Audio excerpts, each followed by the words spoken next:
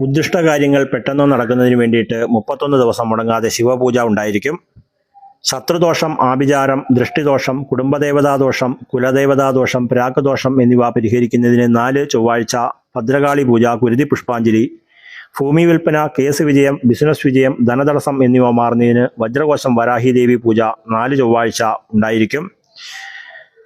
ഈശ്വരാധീനക്കുറവ്, ധനതടസ്സം, ഐശ്വര്യക്കുറവ്, സർവഭാഗ്യം എന്നിവ ഉണ്ടാകുന്നതിന് വേണ്ടിയിട്ട് മഹാവിഷ്ണു പൂജ, തുളസിമാല, നെയ്വിളക്ക്, പാൽപ്പായസം, കടബാധ്യത തീരുന്നതിനും സർവകാര്യ തടസ്സം വിട്ടൊഴിഞ്ഞു മാറുന്നതിനും ശ്രീസൂക്തം, ഗണപതി ഹോമം, താമരമൊട്ട്, വെണ്ണ പുരട്ടിക്കൊണ്ട് ഉണ്ടായിരിക്കും.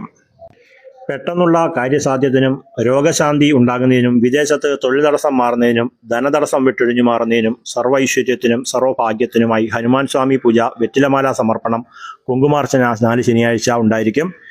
4 ശനിയാഴ്ച ശനിദോഷം, കണ്ടകശനിദോഷം, അഷ്ടമശനി, 7ര ശനി എന്നിവ വിട്ടൊഴിഞ്ഞു മാറുന്നതിന് നീലാഞ്ജനം വിളക്ക്, എള്ളുപായസ നിവേദ്യം, അതുപോലെ ശനീശ്വര പൂജ എന്നിവ ഉണ്ടായിരിക്കും.